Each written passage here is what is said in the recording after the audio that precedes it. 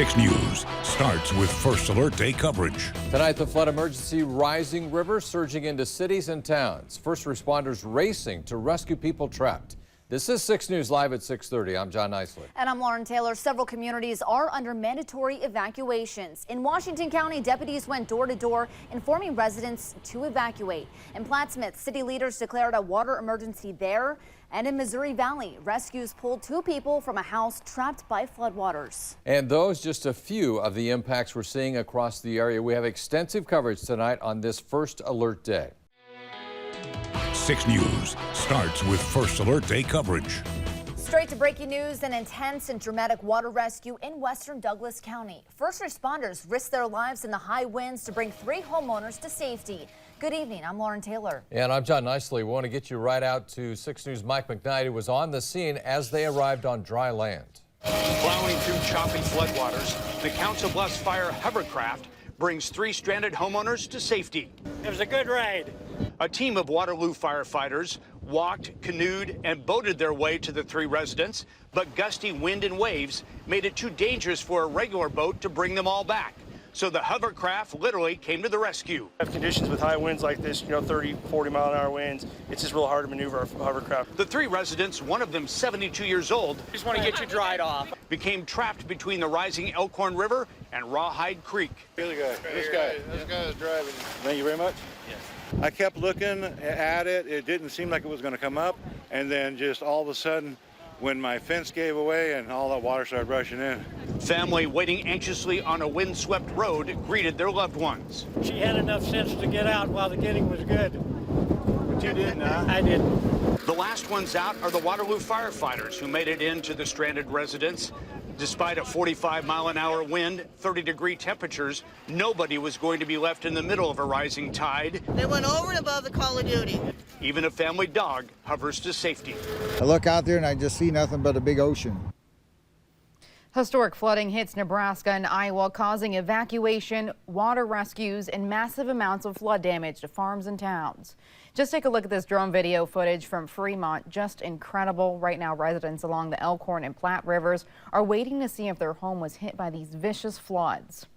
And those in cities like Plattsmouth, Nebraska City, and Brownsville are preparing for the Missouri River to crest coming in a few days.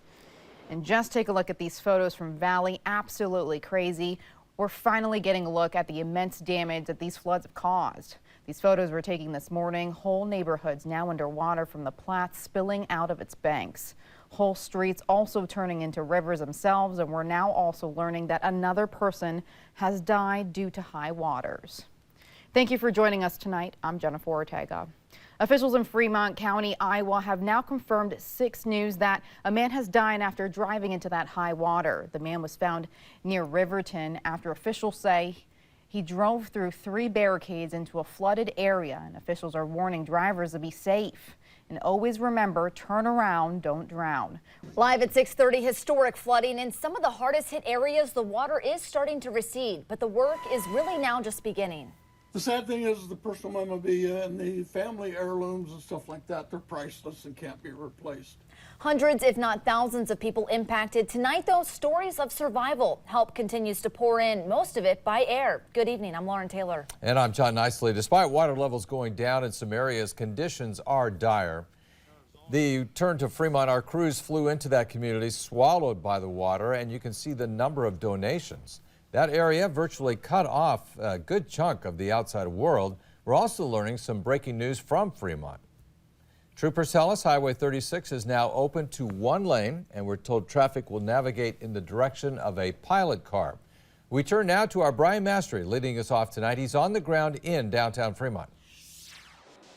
John and Lauren, this is impressive. Take a look. This is City Auditorium in Fremont. It's the donation center for everyone who is bringing in supplies to the community of 27,000 that's really been an island for the last few days. No way in or out by land. We flew in this afternoon with the help of the Skyhawk Flying Club. Right now, a disaster. Yeah. I mean, it's devastating. Half of the town's flooded and half of it's not. Before we left, we caught up with Nicole Mooney at the Millard Airport. She was here to reunite 2 dogs, Zoe and Desi, who were stranded in Fremont with their family. They flew them out. It was an emotional reunion as she shared these photos with me. They came right away and said, you have to leave now, the water's coming. And by the time we got around the corner, it was already coming up Broad Street. Mary Pitt hasn't been back to her Fremont home since she was evacuated Friday night. She's worried. I just want to go home and see what's left. I mean, I have no clue if I don't have anything, or my son did put up some furniture, but if it was 4 feet of water, that isn't going to help. All day, planes flew out people and flew in supplies. Volunteers are planning for a long recovery. Judging from the destruction of the dams and bridges and roads left behind in the 2019 floods, they're expecting the worst when they get back home. While the majority of people in Fremont are on high ground, they're here to help because they know it very easily could be them on the other side one day. In Fremont with photographer M.H. Danker, I'm Brian Mastry, 6 News. It's not just rescues that volunteers are conducting in areas surrounded by floodwater. Yeah, look at this video from a bridge washed out on Center Street, just south of Waterloo. We have this bird's eye view thanks to Husker helicopter and veteran pilot Kim Wolf. He's flown first responders and other officials assessing damage. He has also transported numerous people who can't miss important medical procedures, like a desperate mom. This morning she was having a procedure done, putting tubes in her daughter's ear, and they've been waiting for like a couple months to get this done. I'll take you over to Omaha, and then you can make your doctor's appointment. Wolf says he's been in the air about 40 hours since floodwaters rose last week. Anyone he's transported won't have to worry about getting a bill. The helicopter trips are free. Still a lot of water out there. Yeah, Rusty joins us now. And Rusty, though, a lot of those river levels are falling. Yeah, in many locations, we are starting to see the levels back off. You can see the scale across the top. You're seeing a few more yellows and oranges show up. We'll show you the Elkhorn at Waterloo, just below 17 feet now, and we'll continue to fall back to about 14 feet, which is flood stage. Tonight, it should dip below flood stage. Everything's starting to fall back in the banks, but a lot of standing water around. Problem is, it's going to run down in the Missouri. Now, the only gauges for the most part along the Missouri are on the Nebraska side, but this will impact both the Iowa and the Nebraska side as it rolls all the way down. And look at Brownville. They've already had a record crest on Saturday of about 45 feet. Current's about 44. And with another surge of water from the Elkhorn and Platte rolling down, should bump up to about 46 feet heading into tomorrow. So there's still a lot of water yet to run down the Missouri. That's where I expect the worst of the flooding to be, from Omaha south now down the Missouri into the early part of this week, but still expected to be above flood stage all week long in the Missouri. Bad news is we have more rain on the way, folks. This is heading into tomorrow morning. You can see a batch of showers rolling in. Heaviest likely to be to the south, and then into the afternoon we hang on to some of that as it moves through.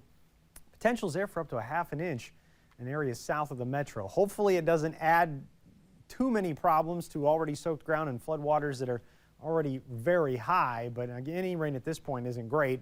46 at 7, 37 by 10 o'clock, and there's an early round of those showers rolling in as early as sunrise tomorrow. But like I said, we're going to talk a little bit more about the rainfall potential for tomorrow and see if there's any more chances coming up a little later. Breaking late tonight, Governor Ricketts sent a letter to the president requesting to expedite a major disaster declaration. His letter then supported by the Nebraska delegation. This is 6 News Live at 10. I'm John Nicely. And I'm Lauren Taylor. And that request also supported by Vice President Mike Pence. Just about an hour ago, he tweeted several photos of his visit. Pence surveyed the flood damage in both Nebraska and Iowa. And the vice president's tour started at Epley, Air Force 2, landing just before 4 p.m., greeted by a delegation of Nebraska and Iowa politicians. Pence then took a helicopter survey of the flood damage areas, and just moments after, he visited with first responders and volunteers. The vice president spoke to the media on the tarmac. Seeing their homes flooded, seeing livestock lost, who had their lives, their communities upset by these extraordinary floods and severe weather.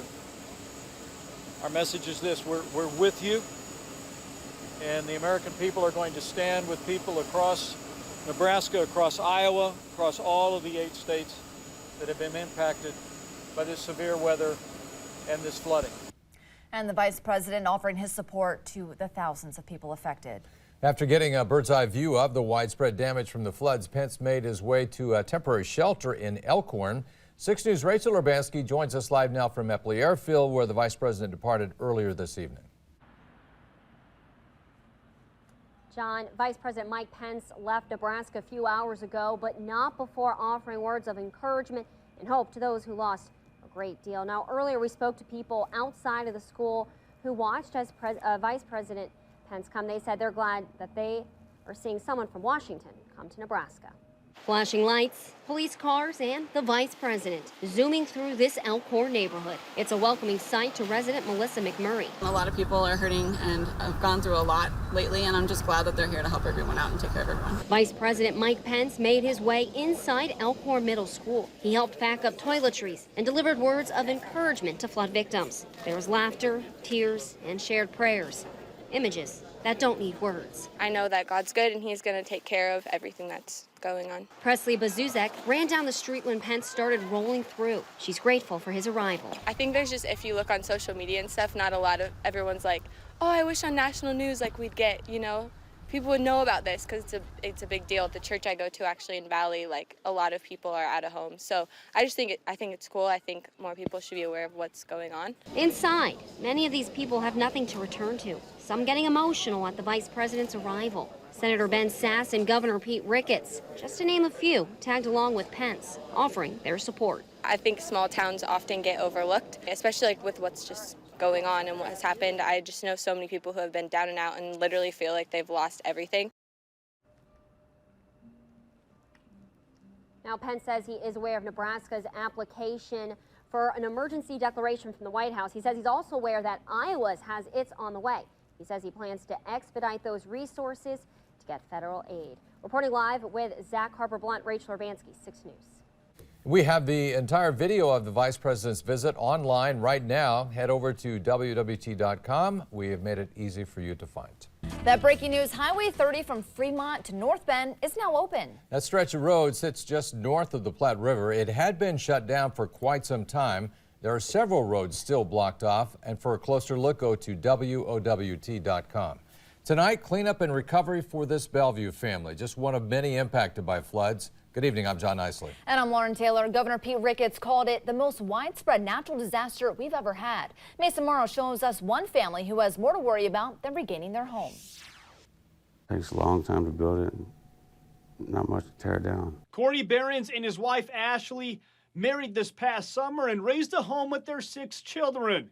But it all washed away. Everything we had is gone. I mean, I can't see it holding out all the water that's sitting there. The Behrens family is one of many victims of the disastrous floods. Their home is barely visible above the water line in the Paradise Lakes neighborhood of Bellevue. Then you wake up Saturday morning and see the videos and pictures that the police department had posted, and the water was rising. We seen our house was halfway underwater already, up to the windows. The family of 8 is forced to stay in a hotel since they were told to leave their home on Friday. She don't like it here. The couple's youngest, 2-year-old Briley, You want to go home, sis?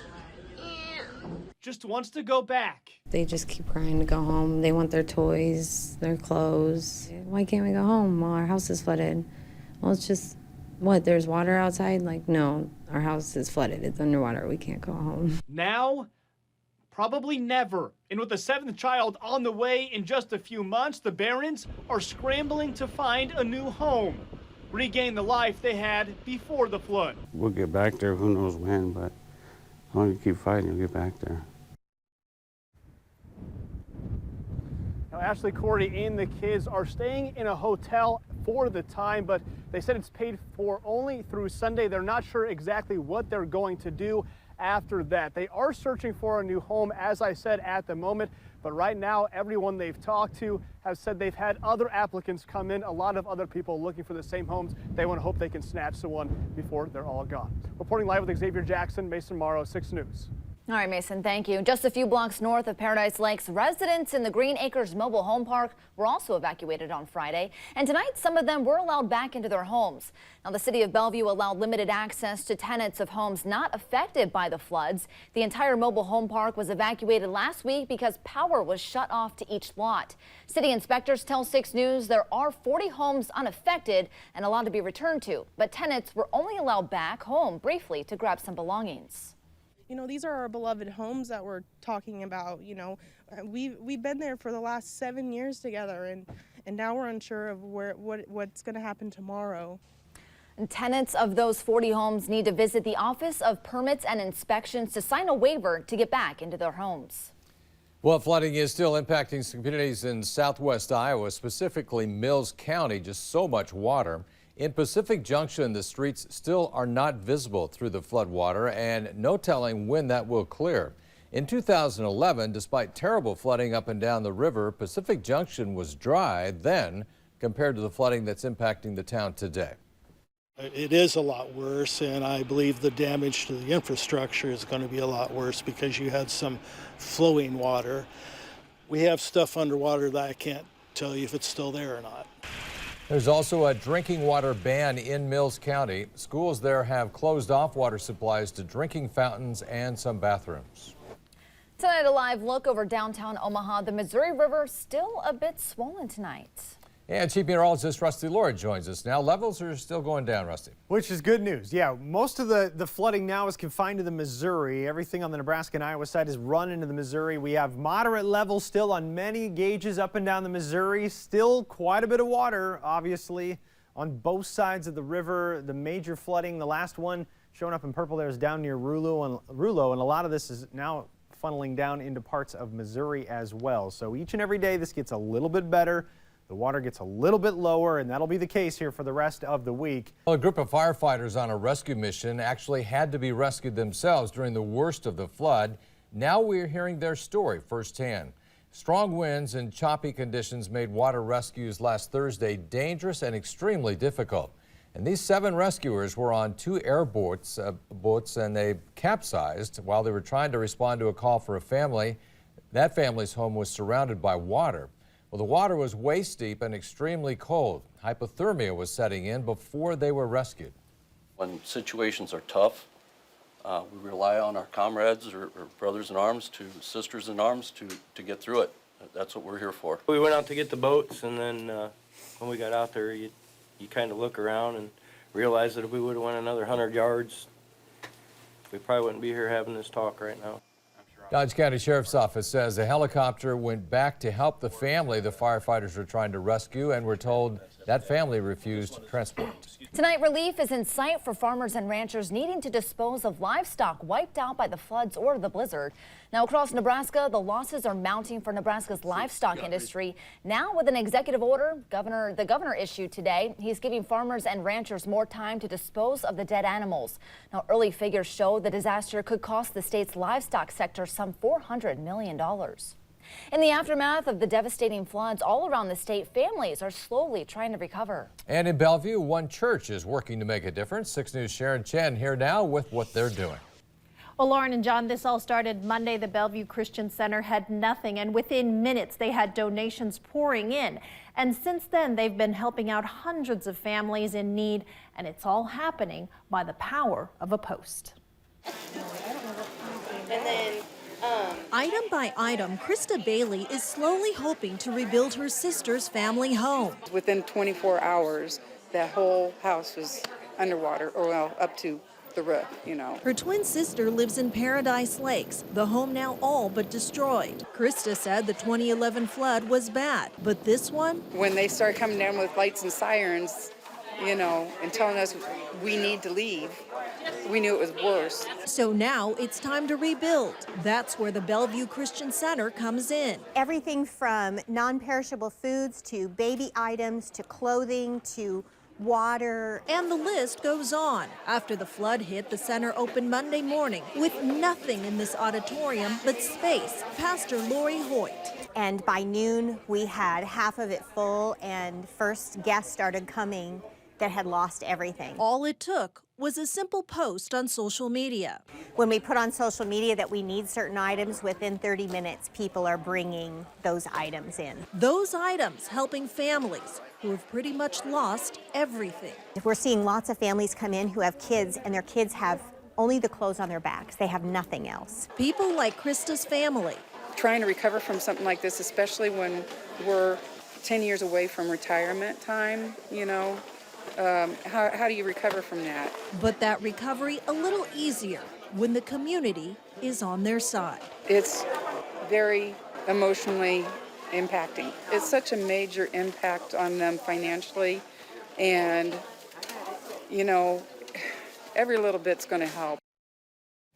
And this is so great. In addition to the help that the church is providing, Laundry World, they've also donated brochures, which would be very helpful for people there. And then one thing Pastor Hoyt said is that what they're looking for is more volunteers. Wow, it's amazing to see all of, you know, the donations pouring in, neighbors helping each other out in such a time of need. Truly. That room was packed with supplies, wasn't it? So much so, yes. Fantastic. And it was all from social media. Wow. Oh, yeah. Good story. Thank you. Well, a look from above reveals the devastation of floodwaters near Bellevue. Drone video captures just one of 47 levee breaches along the Missouri River. That caused a surge of water to pour into the city. And all of that water poured into homes, destroying property. Good evening, I'm Lauren Taylor. And I'm John Nicely. Most of those homes are in Green Acres and Paradise Lakes. And new tonight, the city of Bellevue hosting a public forum to help those residents. Liliana Pearson joins us live. There are many questions, but few answers, and she explains why. John and Lauren, I spoke to several residents from Paradise Lakes today that say they've tried to contact property managers but haven't received a call back. I also called them today but ended up with the same result. Now people from Paradise Lakes want to know what to do next. I've lived in that house for 23 years. It is the only home that I have ever known. And everything that I thought wasn't significant is now gone, and I can't do anything about it. This is a portion of Paradise Lakes. Families who have no homes. We all lost all of our lives. And with a housing shortage in Bellevue, nowhere to turn. It's just hard. Like, the kids don't realize what they've lost yet, so once they do. Many live paycheck to paycheck. They say their security deposits could be the lifeline they need to start over.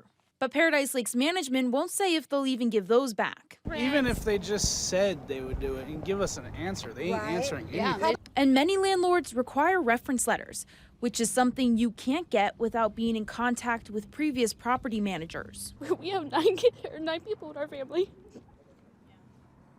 So it's just hard. At Bellevue's public forum, Green Acres management was present, reassuring their residents steps were being taken to help. When city officials asked if management from Paradise Lakes was present, silence. Just silence. Another day of couch surfing and hoping someone with answers calls back. It would have been nice. It would have been nice because we have questions.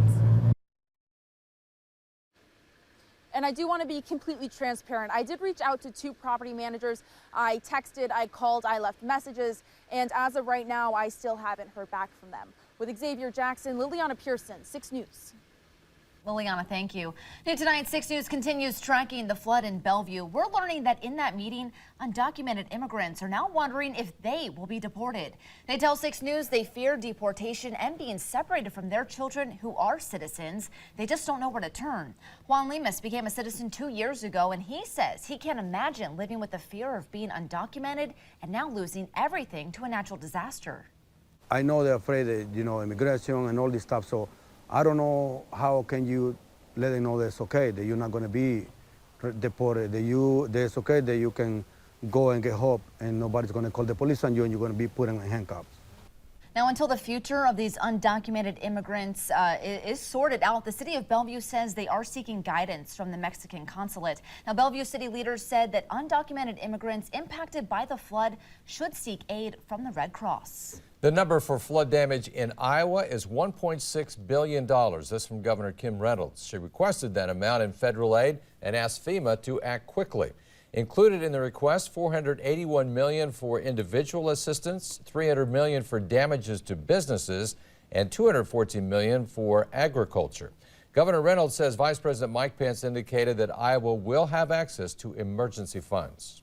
He's very positive about that. At the press conference, said Nebraska's is coming in today. The president has indicated that he will sign that, and then he turned to Iowa and said, ours is going to be in within the next 2 days, and we'll get that in front of the president as well. But yes, he did indicate that he would be signing that as well.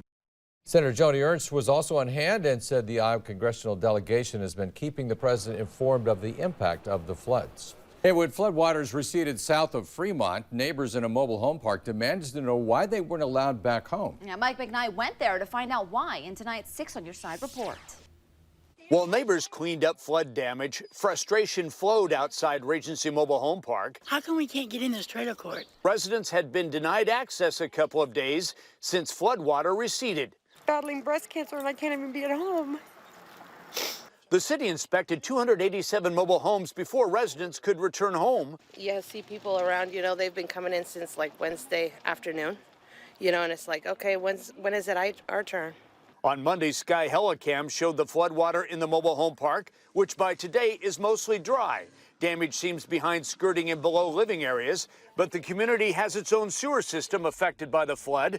That and utility concerns are why inspectors have been here and residents not. My cats, because they had been without food for a week. But Patricia Warren and daughter Tammy were allowed to feed their 8 cats left alone since residents had to evacuate. 100% load off. That everything, our trailer's fine and my cats are fine.